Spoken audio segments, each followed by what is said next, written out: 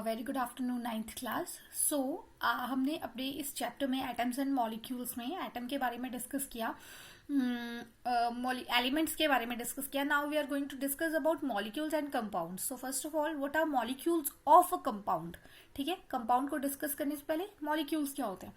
So atoms of different elements joins together in a definite proportion to form molecules of a compound। तो अगर इस definition को हम अच्छे से एग्जामिन करके देखें, so let's take an example of water. Now इस डेफिनेशन को हम दोबारा से एक बार अच्छे से पढ़ते हैं। Now atoms of different elements. So here the atoms of different elements are hydrogen and oxygen. Hydrogen एक डिफरेंट एलिमेंट का एटम है और ऑक्सीजन एक डिफरेंट एलिमेंट का एटम है। ठीक है, फिर उन्होंने कहा जॉइंस टुगेदर, यानी जब ये दोनों आपस में जुड़े in a definite proportion and the proportion was 1:8। 1:8 ये मैंने आपको law of conservation of mass में समझाया था। सो जब ये आपस में जुड़े एक डेफिनेट प्रोपोर्शन में, तो इन्होंने एक मॉलिक्यूल बनाया of a compound that is known as water. So this is the definition of molecule of a compound, कि यानी जब दो डिफरेंट एलिमेंट्स के एटम्स जब आपस में जुड़ते हैं एक डेफिनेट प्रोपोर्शन में, तो वो एक मॉलिक्यूल बनाते हैं। So this is the definition of a molecule. अगर हम दूसरा एग्जांपल ले, that is ammonia. So ammonia में भी हम देख सकते हैं कि nitrogen and hydrogen are the atoms of different elements. They are coming together or joining with the help of bonds on a definite proportion, that is 14:3, to form a molecule of ammonia. So this is the definition of molecule of a compound.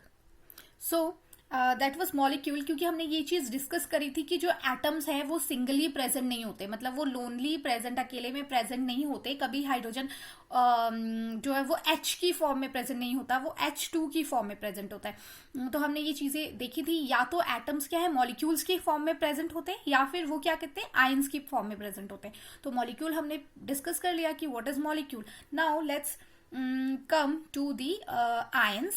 Now what are ions? So the ions are the charged species are known as ions. So these are the charged species. Now what is charged species? So like here you can see that Na positive. So positive and negative, these are the charges, two charges that we have. So any species that have a positive or a negative charge on it, that is known as a charged species, or that charged species is known as ion. जब उसके ऊपर कोई भी charge होगा, positive charge है या negative charge है, तो वो आयन उसे हम कहते हैं। Compound composed of metals and non metals contain charge species, यानी मेटल्स जो हो गए वो और नॉन मेटल्स, ये इन दोनों के ऊपर जो है वो चार्जेस प्रेजेंट होते हैं, और ये दोनों क्या बनाते हैं, आयंस बनाते हैं। नाउ अब हमने ये भी पढ़ा कि अभी डिस्कस किया कि या तो चार्ज होगा वो पॉजिटिव होगा, या जो चार्ज होगा वो नेगेटिव होगा। तो on the basis of these charges they are divided into two types. तो what are the two types? Ions में consist of single charged atom और a group of atom that have a net charge on them.